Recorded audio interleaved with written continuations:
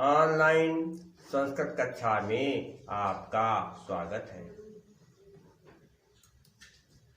आज मैं बीए प्रथम वर्ष के अंतर्गत संस्कृत साहित्य के प्रसिद्ध कवि महाकवि कालिदास के विषय में बताने जा रहा हूँ।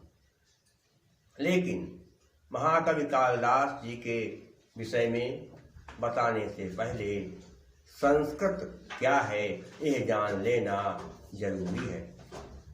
संस्कृत शब्द सम उपसर्ग क्रि धातु और कत प्रत्यय से मिलकर बना है। दूसरे रूप में संस्कृत में दो शब्द हैं, संस और कृत। संस का अर्थ होता है संस्कार और कृत का अर्थ है कर दिया गया। जिसका संस्कार कर दिया गया है वही संस्कृत कहलाती है। संस्कार का अर्थ होता है पूर्णतया शुद्ध कर देना। तो पूर्णतया शुद्ध की गई भाषा ही संस्कृत है। दूसरे रूप में क्या कह सकते हैं कि जिस भाषा का संस्कार कर दिया गया है वही संस्कृत कहलाती है। संस्कृत दो प्रकार की होती है, वैदिक संस्कृत और लौकिक संस्कृत।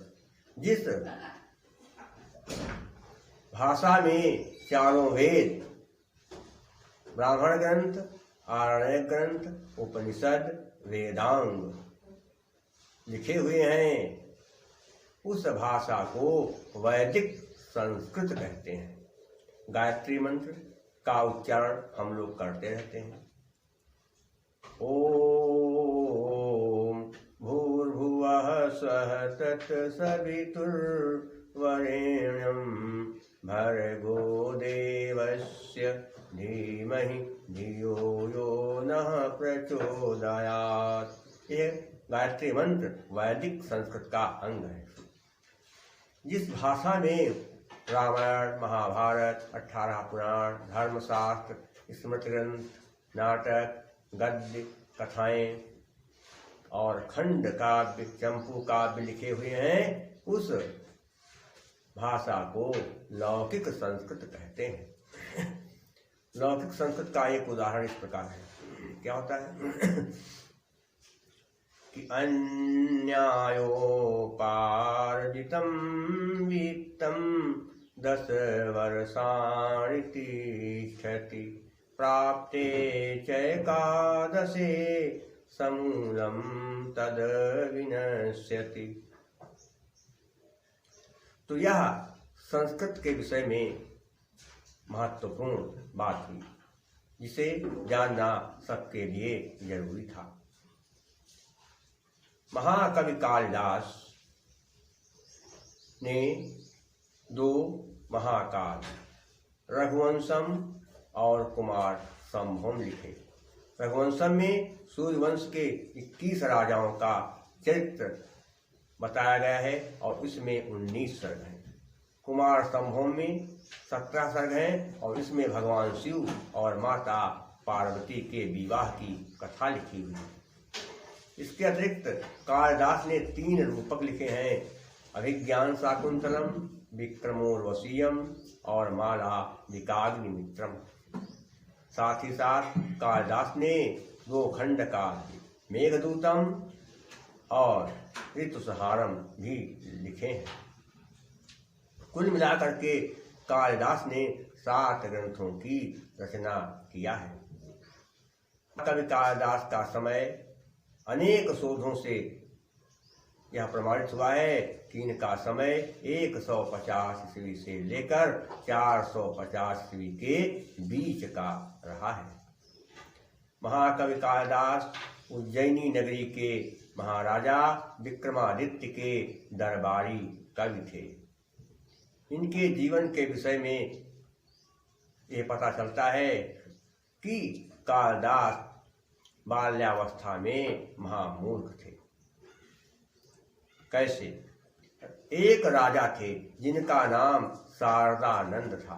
शारदानंद के एक पुत्री थी जिसका नाम विद्योतमा था। विद्योतमा अपूर्व सुंदरी और महाज्ञानी थी।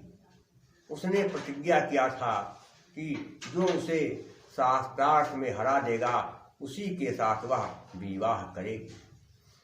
विवाह के लालच में अनेक विद्वान विद्योत्मा के पास गए और विद्योत्मा से शास्त्रार्थ किया, लेकिन विद्योत्मा ने सबको शास्त्रार्थ में पराजित कर दिया। विद्वानों को विद्योत्मा से ईर्ष्या अर्थात जलन हो गई और उन्होंने तय किया कि इस लड़की को अब कुछ सबक सिखाना पड़ेगा, तभी इसकी अकल ठिकाने आएगी। ये विचार करके विद्वानों ने तय किया कि इसका विवाह किसी महामूर्ख से करा दिया जाए। यह विचार करके विद्वान महामूर्ख की खोज में निकल पड़े और जब विद्वान गण महामूर्ख को खोज रहे थे तभी रास्ते में उनको एक नवयुवक मिला। वो नवयुवक पेड़ की जिस डाली पर बैठा हुआ था उसी डाली को काट रहा था। विद्वानों ने सोचा कि इससे ज्यादा मूर्ख, इससे बड़ा मूर्ख हमें कोई दूसरा दुनिया में नहीं मिलेगा, इसी आत्मा की शादी करा दी जाए। विद्वानों ने उस नवयुवक से कहा, बेटा तुम पेड़ से नीचे उतरो, चलो जल्दी से हम तुम्हारी शादी करवा दें। शादी की बात सुन करके वह नवयुवक पेड़ से नीचे उतर आया। उसने कहा, क्या आप लोग मेरी शादी करवा देंगे? विद्वानों ने कहा, हाँ, एक बहुत सुंदर लड़की है, बहुत गुणवान है, हम तुम्हारी शादी उसी के साथ करवा देंगे, तो हमारे साथ चलो। परिणाम क्या हुआ?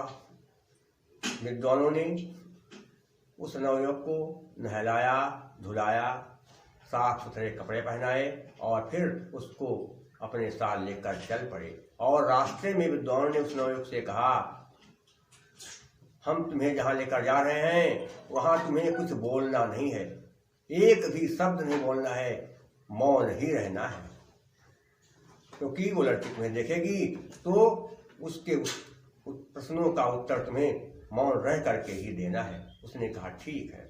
फिर विद्वान लोग विद्योत्मा के पास आए और विद्योत्मा से कहा, ये हमारे गुरु जी हैं, महाज्ञानी हैं, आप इनसे शास्त्रार्थ करिए। विद्योत्मा ने कहा, ठीक है। और फिर सब लोग बैठ गए।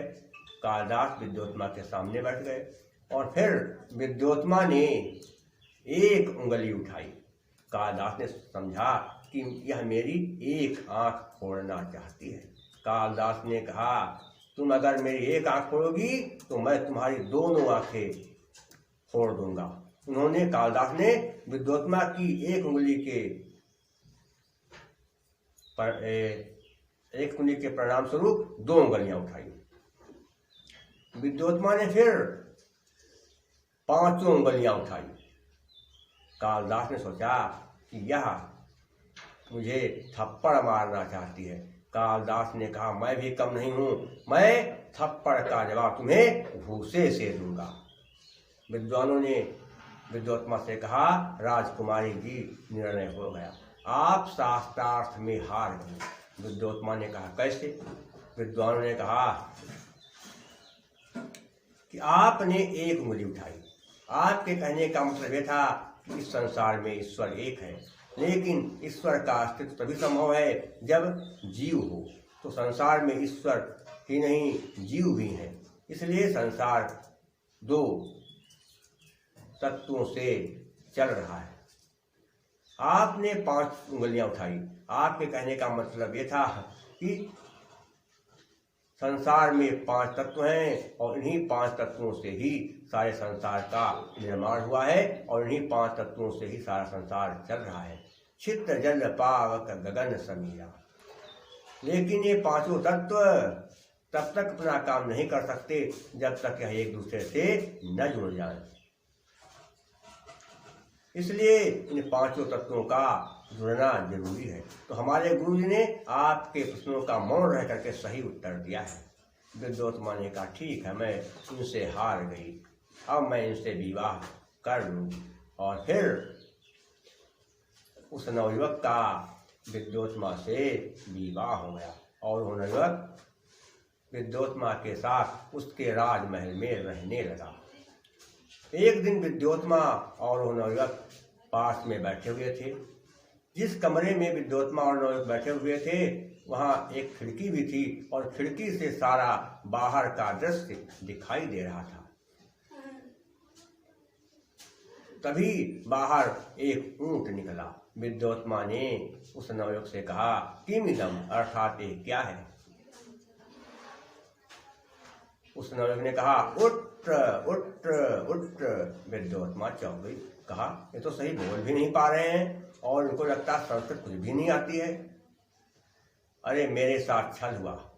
उसने कालिदास से कहा, तुमने मेरे साथ छल से विवाह किया है, इसलिए मेरे यहाँ तुम्हारी रहने की कोई आवश्यकता नहीं है, तुम मेरे घर से अभी निकल जाओ। और फिर विद्योत्मा ने कालिदास को धक्का मारकर बाहर निकाल दिया। कालिदास बेचारे घर से बाहर निकल गए और सड़क पर जा रहे थे। रास्ते में काली माता का मंदिर मिला। काली माता के मंदिर को देखकर कालिदास काली माता के मंदिर में गए, काली माता को प्रणाम किया और फिर काली माता से कहा, हे माँ, आज मेरी पत्नी ने मेरा बुरी तरह से अपमान कर दिया है। अपमानित जीवन जीकर इस संसार में रहना ठीक नहीं होता है। अपमानित जीवन जीने की अपेक्षा मर जाना ही ठीक है। अब मैं जिंदा रहना नहीं चाहता। और मंदिर में कोई वहाँ कुछ पड़ा रहा होगा हथियार। एक हथियार कालिदास की निगाह में आ गया। कालिदास ने वो हथियार उठाया और माँ काली से कहा कि हे माँ, अब मैं अपना सिर काट करके आपके चरणों में चढ़ा दूंगा, क्योंकि इस सिर ने ही मुझे अपमानित करवाया है, मेरी बेइज्जती कराई है। और जैसे ही कालिदास ने अपना सिर काटने के लिए हथियार उठाया, उसी समय माँ काली प्रकट हो गई और उन्होंने कालिदास का हाथ पकड़ लिया। कहा, बेटा, तुम आत्महत्या मत करो, मैं तुम्हारी भक्ति भावना से प्रसन्न हूँ। जाओ, मैं तुम्हें आशीर्वाद दे रही हूँ कि तुम अब बहुत विद्वान बन जाओगे, प्रकांड विद्वान हो जाओगे। अब तुम अपने घर जाओ। अब तुम्हारी पत्नी तुम्हारा अपमान नहीं, तुम्हारा सम्मान करेगी। कालिदास ने काली माता को प्रणाम किया और फिर वह अपने घर आए। उस समय किवाड़ बंद थे। कालिदास ने साहब क्या करें? तुरंत कालिदास ने कहा, अनावृत कपाटम द्वारम देह, अर्थात बंद किवाड़े खोलो। विद्योत्मा ने सोचा, अस्ति कश्चित वाग विशेषा, कोई विद्वान आदमी दरवाजे पर खड़ा है। ऐसी स्थिति में विद्योत्मा ने तुरंत किवाड़ खोले और कालिदास को देखकर चौंक गई। कहा, आप तो बहुत अच्छी संस्कृत बोल लेते हैं, कैसे हो गया? कालिदास ने कहा, ये सब तुम्हारी वजह से हुआ है। अगर तुम मुझे धक्का मारकर घर से बाहर नहीं निकालती तो मुझे इतना ज्ञान नहीं मिलता। काली माता ने मेरे ऊपर बहुत बड़ी कृपा की है और उन्होंने मुझे महान ज्ञानी बना दिया है। कहा है, जाओ, तुमको संस्कृत विद्या बहुत अच्छी तरह से आ जाएगी। तो माँ काली की कृपा से मुझे संस्कृत का बहुत ज्ञान हो गया है, और लेकिन उसकी मुख्य वजह आप हैं। आज से मैं आपको अपना गुरु मानता हूँ। अब हमारे और आपके बीच पति पत्नी के संबंध नहीं रहेंगे। विद्योत्मा ने कहा, ये आप क्या कह रहे हैं? कालिदास ने कहा, मैं ठीक कह रहा हूँ, क्योंकि गुरु का दर्जा माता पिता के समान होता है, इसलिए मैं अब आपसे पति पत्नी जैसा संबंध नहीं रख पाऊंगा। विद्योत्मा ने कहा, अगर मैं आपके वियोग में तड़पी परेशान रही तो फिर मैं आपको श्राप दे रही हूँ कि आपकी मृत्यु भी किसी स्त्री के हाथों ही होगी। कालिदास ने कहा, जो कुछ भी होगा वो बाद की बात है। फिर विद्योत्मा ने कालिदास से कहा, मेरे मुंह से 3 शब्द निकले हैं, अस्ति कश्चित वाग विशेषा। इन 3 शब्दों को आधार बना करके आप कुछ लिखिए। कालिदास ने कहा, ठीक है। और फिर कालिदास ने अस्ति को आधार बना करके कुमार संभोम लिखना शुरू किया, और कुमार संभोम का पहला श्लोक अस्ति से ही शुरू होता है। क्या है कि अस्ति उत्तरस्यां दिशि देवतात्मा हिमालयो नाम नगाधिराजः पूर्वापरो तोय निधिव ग्राहे स्थितः पृथिव्या इव मानदंडः। अर्थात भारत की उत्तर दिशा में बहुत भारी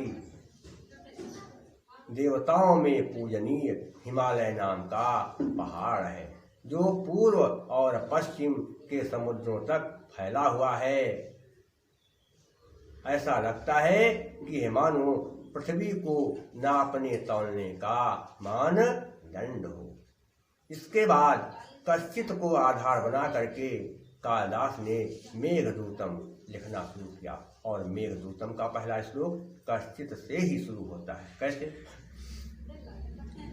कश्चित कांता विरह गुरुणा स्वाधिकारात् प्रमत्तः शापेन स्तंगमित महिमा वर्षभोगेण भर्तुः यक्षचक्रे जनकतनया स्नानकुण्डोदकेषु स्निग्धच्छायातरुषु वसति राम गिर्याश्रमेषु। कुबेर देवता के यहाँ हेममाली नाम का एक यक्ष रहता था। वह प्रतिदिन मानसरोवर से कुबेर देवता की पूजा करने के लिए मानसरोवर से स्वर्ण कमल लाया करता था। हेममाली यक्ष की पत्नी का नाम विशालाक्षी था। हेममाली अपनी पत्नी के प्यार में हमेशा पागल रहता था। एक दिन कुबेर ने हेममाली से स्वर्ण कमल लाने के लिए कहा। हेममाली स्वर्ण कमल लेने जा रहा था। रास्ते में उसकी पत्नी विशालाक्षी उसे मिल गई, और विशालाक्षी को देखकर हेममाली उससे बात करने लगा, और फिर उसे फूल लाने की याद नहीं रही। काफी देर हो गई, अब बहुत देर बाद उसे ध्यान आया कि मैं तो फूल लाने जा रहा था। इसलिए वो पत्नी के पास से हट करके आगे बढ़ा और जा करके फूल लेकर कुबेर के पास आया। कुबेर ने कहा, इतनी देर कहाँ लगा दिया? तो हेममाली कुछ नहीं बोला, लेकिन कुबेर ने अपनी शक्ति से जान लिया कि यह अपनी पत्नी से बातें कर रहा था। इसलिए कुबेर को हेममाली के ऊपर गुस्सा आ गया, और उन्होंने हेममाली को श्राप देते हुए कहा, तू अपनी पत्नी के प्यार में बहुत पागल रहता है। अब मैं तुझको तेरी पत्नी से 1 साल के लिए अलग कर दूंगा। अब तू यहाँ नहीं, अब तू पृथ्वी पर रहेगा। और फिर कुबेर ने हेममाली को पृथ्वी पर भेज दिया। तो हेममाली रामगिरी पर्वत जो चित्रकूट में है वहाँ पहुँचा, और वहीं पर उसने अपना डेरा डाला। और जहाँ पर हेममाली रहता था वहाँ पर भगवान श्री राम की पत्नी सीता जी भी पहले रहती थी, और उन्होंने रामगिरी पर्वत के पास की बावड़ियों, तालाबों और झरनों में जो पानी रहता था, उस पानी से आसपास के पेड़ पौधों को पाल पोस कर बड़ा किया था। और वहीं माता पार्वती उसी पवित्र जल से, वहीं माता सीता उसी पवित्र जल से स्नान भी किया करती थी। अब आता है वाग विशेष। वाग को आधार बना करके कालिदास ने रघुवंशम महाकाव्य लिखना शुरू किया। रघुवंशम महाकाव्य का पहला श्लोक क्या है? वागर्थायु संप्रक्तौ वागर्थ प्रतिपत्तये जगतः पितरो वंदे पार्वती परमेश्वरो। भगवान शिव और माता पार्वती शब्द और अर्थ के समान एक दूसरे से मिले हुए हैं, इसलिए मैं शब्द और अर्थ के संपूर्ण ज्ञान के लिए भगवान शिव और माता पार्वती की वंदना करता हूँ। इस तरह से कालिदास ने 19 सर्गों वाला रघुवंश महाकाव्य भी लिखा। इसके बाद समय और बीता, सारे ग्रंथ कालिदास ने लिख डाले। इसके बाद कालिदास अपने मित्र कुमारदास से मिलने के लिए लंका गए, क्योंकि कुमारदास लंका के राजा थे और कालिदास के परम मित्र थे। जब कालिदास लंका गए तो उन्होंने जगह जगह तमाम पोस्टर टंगे हुए देखा और उन पोस्टरों में लिखा हुआ था लंका के राजा कुमारदास की घोषणा। फिर एक श्लोक का पूर्वार्ध लिखा हुआ था। क्या लिखा था? कमले कमलोत्पत्ति श्रूयते न तु दृश्यते। लिखा था ये श्लोक का पूर्वार्ध है, इसका उत्तरार्ध जो पूरा करेगा उसको 500 स्वर्ण मुद्राएं महाराज कुमारदास अपने राजकोष से देंगे। बहुत विद्वानों ने उस श्लोक का उत्तरार्ध पूरे करने का प्रयास किया, लेकिन कोई पूरा नहीं कर सका। कालिदास महाराज कुमारदास की घोषणा पढ़ रहे थे कि उसी समय वहां एक महिला आई। उसने कालिदास से परिचय पूछा। कालिदास ने सब अपना परिचय दिया। इसके बाद कालिदास ने कहा संध्या हो गई है, मैं रुकना चाहता हूँ, कहीं आश्रय मिलेगा। उस महिला ने कहा आप हमारे यहाँ रुक जाइए, आपका स्वागत है। फिर कालिदास उस महिला के यहाँ रुक गए और महिला ने उनका बहुत स्वागत सत्कार किया, खिलाया पिलाया। इसके बाद उसने कहा ये श्लोक का पूर्वार्ध है, उसका उत्तरार्ध कोई पूरा नहीं कर पाया। कालिदास ने कहा इसका उत्तरार्ध मैं पूरा करूंगा। उसने कहा आप पूरा कर दीजिए। कालिदास ने तुरंत इस श्लोक का अंतिम चरण पूरा कर दिया। क्या? बाले तौ मुखाम भोजे कथमिंदीवरद्वयम्। और फिर कालिदास ने पूरा श्लोक लिख दिया एक कागज पर और इसके बाद कालिदास सोने लगे। और जब कालिदास गहन निद्रा में सो रहे थे उसी समय उस महिला ने उनकी हत्या कर दी। वह महिला कोई सामान्य महिला नहीं थी, वह लंका की एक वैश्या थी। और दूसरे दिन वह महाराज कुमारदास की राजसभा में कागज लेकर गई और कहा महाराज मैंने श्लोक पूरा कर दिया है। राजा कुमारदास ने देखा और वो चौंक गए, कहा तुमने श्लोक पूरा कर दिया? इस श्लोक का उत्तरार्ध मेरे मित्र के सिवा कोई पूरा ही नहीं कर सकता है, सच सच बताओ ये किसने पूरा किया है? उसने कहा कि मैंने ही पूरा किया। राजा ने कहा तुम झूठ बोल रही हो। और जब उस महिला के साथ सख्ती की गई तो उसने सच सच बता दिया कि हमारे यहाँ एक सज्जन आए हुए थे, उन्होंने इस श्लोक को पूरा किया है। राजा ने कहा वो सज्जन कहाँ है?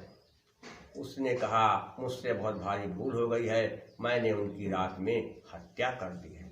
राजा ने कहा उनकी हत्या कर दी है, इसलिए तुमने बड़ा भारी अपराध किया है, मैं तुम्हें अभी जेल में बंद करवाता हूँ। और राजा ने उस वैश्या को जेल में बंद करवा दिया और फिर वैश्या के घर अपने सैनिकों को भेजा और सैनिक वैश्या के यहाँ कालिदास का शव लेकर के राजा के पास आए। राजा ने कालिदास को जब देखा तो वो बहुत दुखी हो गए, बहुत परेशान हो गए और फिर कालिदास का अंतिम संस्कार करने के लिए उन्होंने चिता लगवाई और फिर और इसके बाद अपने पुत्रों को बुलाया। अपने पुत्रों से कहा हे पुत्रों, मैं अब 11 दिनों का मेहमान नहीं हूँ, मेरे न रहने पर तुम इस लंका राज्य की अच्छी तरह से देखभाल करना, प्रजा को कोई कष्ट मत होने देना। पुत्रों ने कहा पिताजी आप ये क्या कह रहे हैं? राजा ने कहा बेटा मैं ठीक कह रहा हूँ, लगता है मेरा अंतिम समय आ गया है। और इसके बाद कालिदास की चिता जलने लगी और राजा कुमारदास ने स्वयं कालिदास को मुखाग्नि दी। और जब चिता धू धू करके जलने लगी तो राजा कुमारदास भी उसी चिता में कूद गए और जलकर भस्म हो गए। ये है का महाकवि कालिदास जी का जीवन परिचय। अगले अंक में मैं आपको महाकवि कालिदास विरचित अभिज्ञान शाकुंतलम पढ़ाऊंगा। उस अभिज्ञान शाकुंतलम की शुरुआत करूंगा। नमः संस्कृताय।